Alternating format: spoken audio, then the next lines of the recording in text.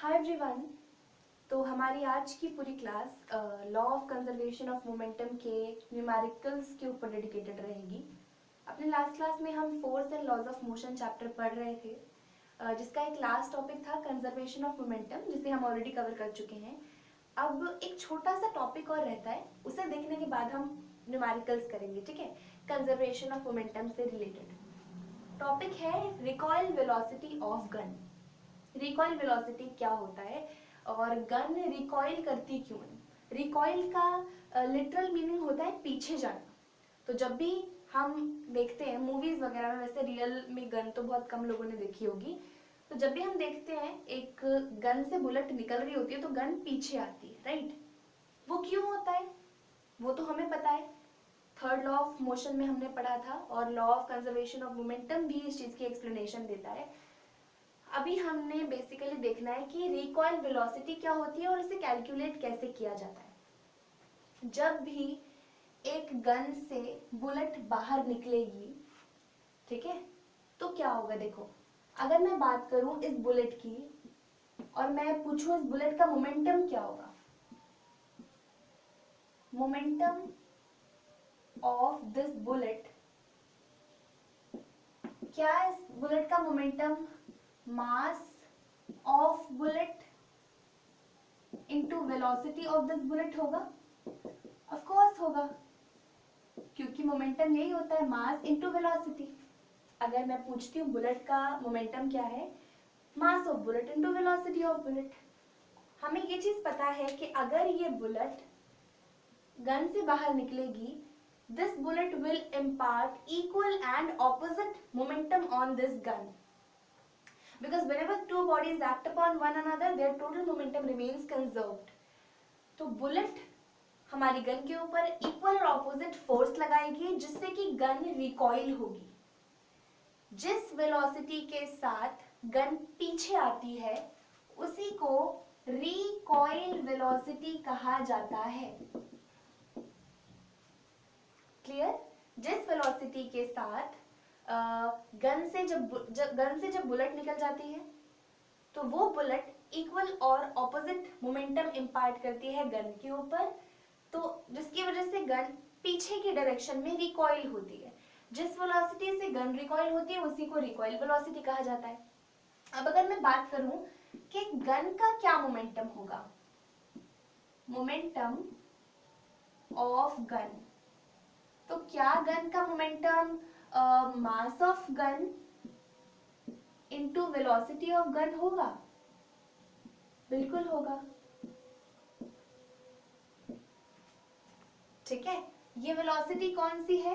Recoil velocity of gun, जिस velocity से gun पीछे आई। और कंजर्वेशन ऑफ मोमेंटम के लॉ के अकॉर्डिंग ये दोनों मोमेंटम्स बराबर होंगे। कौन दोनों? Momentum of gun will be equal to momentum of this bullet, momentum of bullet. Okay, whenever two bodies act upon one another their total momentum remains conserved. Bullet forward direction में move कर रही है, उसका जो momentum होगा वो हमेशा gun के मोमेंटम के बराबर होगा। तो गन का मोमेंटम क्या है? मास ऑफ गन, जिसको मैं mg लिख सकती हूँ, लिख दिया मैंने, into velocity of gun, and momentum of bullet is mass of bullet into velocity of bullet. ठीक है, इस मैथमेटिकल एक्सप्रेशन के साथ हम जितने भी गन वाले क्वेश्चन होंगे उनको इसी एक्सप्रेशन के साथ सॉल्व करेंगे। यहाँ पर हमने इनिशियल मोमेंटम क्यों नहीं कंसिडर किया, ये क्या कोई मुझे बता सकता है? अगर आपको अभी इस चीज का जवाब पता है अभी के अभी कमेंट सेक्शन में लिखो, वरना मैं तो एक्सप्लेन करूंगी। देखिए, आपने नोटिस किया होगा जब हम law of conservation of momentum पढ़ रहे थे तब हम दो केस में मोमेंटम्स को कंसीडर कर रहे थे। पहले इनिशियल मोमेंटम और फिर कोलिजन के बाद फाइनल मोमेंटम। इन दोनों के केस में इनिशियल मोमेंटम निकालने का कोई मतलब ही नहीं बनता। इनिशियली गन और बुलेट दोनों ही रेस्ट पर हैं, गन और बुलेट दोनों ही रेस्ट पर हैं। अच्छा, अगर वो दोनों रेस्ट पर हैं तब मैं बात करती हूँ कि गन का मोमेंटम क्या होगा। गन का मोमेंटम क्या होगा? Mass into velocity of gun, भाई गन का मास कुछ होगा m, वेलोसिटी क्या है 0, तो मोमेंटम इवेंचुअली गन का 0 आ गया। सिमिलरली अगर मैं बुलेट की बात करूं, इनिशियल मोमेंटम अगर बुलेट का देखूं मैं, तो मोमेंटम क्या होगा, मास इनटू वेलोसिटी, बुलेट का मास m होगा, पर उसकी जो इनिशियल वेलोसिटी होगी वो 0 होगी, because the bullet and gun both are at rest, दोनों की इनिशियल वेलोसिटी 0, जिसकी वजह से मोमेंटम 0 आ जाएगा। तो इनिशियल मोमेंटम गन और बुलेट दोनों का 0 है, इसलिए यहाँ पर उस चीज को कंसिडर करने की जरूरत ही नहीं है। ये केस है, ये सिनेरियो है तब का जब बुलेट गन से बाहर जा चुकी है, दोनों के पास अपनी अपनी वेलोसिटीज हैं, क्योंकि उससे पहले दोनों के पास कोई वेलोसिटी नहीं है, मोमेंटम 0, इसलिए हमने बाद का कंसिडर किया। ठीक है, अब इसको एक इंटरेस्टिंग से क्वेश्चन के साथ सॉल्व करते हैं। मान लीजिए आपको एक क्वेश्चन गिवन है, अ bullet has a mass of 10 grams, एक बुलेट है जिसका मास 10 ग्राम है, is fired with a velocity of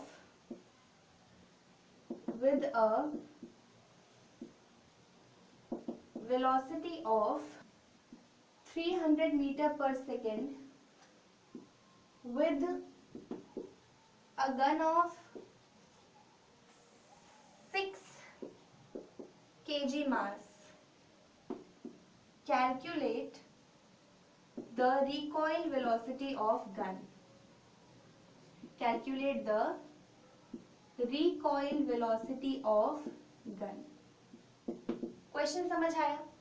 एक बुलेट है जिसका मास 10 ग्राम है, it is fired with a velocity of 300 metre per second, मतलब ये मास ऑफ बुलेट हमें गिवन है और यहाँ पर वेलोसिटी ऑफ बुलेट गिवन है, with a gun of 6 kg mass, ये मास ऑफ गन गिवन है, and we have to calculate the recoil velocity of gun, that means we have to calculate this recoil velocity of gun. सीधा सीधा formula उठाओ, सीधा सीधा put कर दो, मास of gun into velocity of gun is equal to mass of bullet into velocity of bullet. Gun का मास हमें given है क्या? हाँ जी, गन का मास हमें गिवन है 6 kg into velocity of gun हमें गिवन है नहीं, we have to calculate the velocity of gun. Mass of bullet हमें गिवन है, हाँ जी 10 ग्राम्स, तो इसको ग्राम से केजी में कन्वर्ट करने के लिए हम 1000 से डिवाइड यहीं पर कर देते हैं। ठीक है, ये आ गया हमारा बुलेट का मास which is 10 upon 10,000 kg into velocity of bullet is also given which is 300 meter per second.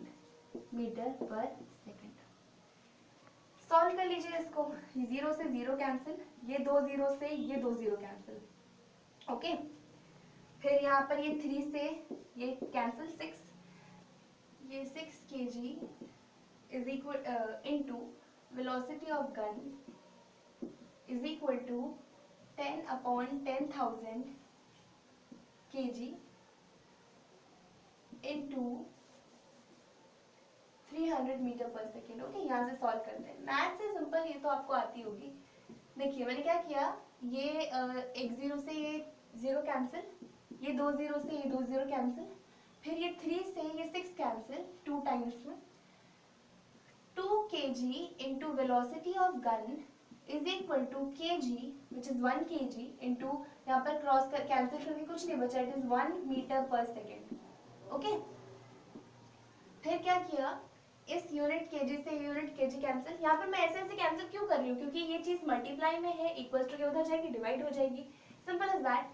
फिर यहाँ पर ये 2 बचता है, मैं वेलोसिटी ऑफ गन को यहीं रहने देती हूँ, इस 2 को जो कि वेलोसिटी ऑफ गन के साथ मल्टीप्लाई में है, इक्वल्स टू के इधर लाती हूँ, ये होगा 1 अपॉन 2 मल्टीप्लाई में है, इक्वल्स टू के यहाँ आएगा डिवाइड होगा, मीटर अपॉन सेकेंड, ये यूनिट बची हुई है, मैंने यूनिट के साथ पुट किया, क्योंकि जब भी हम न्यूमेरिकल सॉल्व करते हैं अगर हम यूनिट के साथ वैल्यू पुट करें तो आंसर में आपको किसी चीज की यूनिट याद रखने की जरूरत नहीं है, आंसर में खुद ब खुद यूनिट आ जाती है। देखिए वेलोसिटी ऑफ गन, अब 1/2 मतलब 0.5 metre per second, numerical value तो आई साथ साथ में यूनिट भी आई। ठीक है, ये क्वेश्चन समझ आया। हमें रिकॉइल वेलोसिटी कैलकुलेट करनी थी, बाकी की recoil velocity of gun calculate करना था, बाकी की तीनों चीजें गिवन थी। ठीक है, क्वेश्चन नोट कर लो। तो हमारा अगला क्वेश्चन है, ये रिकॉइल वेलोसिटी से रिलेटेड बिल्कुल नहीं है, ये कंजर्वेशन ऑफ मोमेंटम का क्वेश्चन है। The car A of mass 1500 kg। जैसे जैसे सवाल बोलता जाए चुपचाप आंख बंद करके वैसी वैसी चीजें करते जाओ। जो गिवन है उसको भी साइड में लिख लो, जो निकालना है उसको भी लिख लो। तो एक कार है, कार ए है एक, और इस कार का मास है 1500 kg। तो मैं इसको लिख रही हूँ MA, मतलब मास of car A, okay, which is 1500 kg। A car of mass, the car A of mass 1500 kg traveling at a velocity of 25 meter per second। जो वेलोसिटी है ए कार की that is 25 metre per second, okay, collides with another car B। एक और car है B जिसका मास है, मास of car B is 1000 kg traveling at 15 meter per second and velocity of car B is 15 meter per second। अब आप ये सोच रहे होंगे मैंने यहाँ पे वेलोसिटी को u क्यों लिखा है, अभी आप समझेंगे कि क्यों लिखा है। In the same direction, after collision, the velocity of car A becomes 20 meter per second। अब ये दोनों कारें आपस में टकरा गई। कोलिजन के बाद कार ए जो थी, कोलिजन के बाद उसकी वेलोसिटी हो गई कितनी, 20 मीटर पर सेकेंड। मतलब पहले वो इस वेलोसिटी से मूव कर रही थी कार ए, कार बी इस वेलोसिटी से मूव कर रही थी, ये दोनों टकराए, टकराने के बाद उनकी वेलोसिटीज चेंज हुई, इसलिए मैंने इसको इनिशियल वेलोसिटी लिखा 25 मीटर पर सेकेंड। क्योंकि initially the car was moving with this velocity, but after the collision the velocity of the car is going to be changed. तो पहले 25 मीटर पर सेकेंड की रफ्तार से कार ए चल रही थी, कोलिजन के बाद final velocity of car A becomes 20 metre per second. Calculate the velocity of car B after collision. हमसे पूछा है बी कार की जो फाइनल वेलोसिटी थी उसे कैलकुलेट करो, वो क्या हुई कोलिजन के बाद। सिंपल सा फंडा है, कंजर्वेशन ऑफ मोमेंटम का क्वेश्चन है। तो according to law of conservation of momentum क्या होना चाहिए, total momentum before collision must be equal to total momentum after collision. यही तो कहता है कंजर्वेशन ऑफ मोमेंटम कि भाई whenever two bodies act upon one another their total momentum should remain conserved before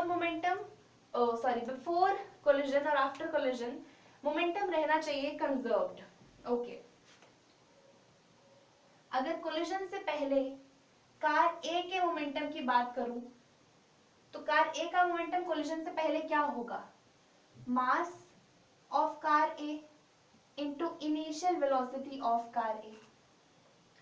और कार बी का momentum क्या होगा कोलिजन से पहले, mass of car B into initial velocity of car B. Is it clear? चलिए इसको इसी तरह लिख लेते हैं हम कि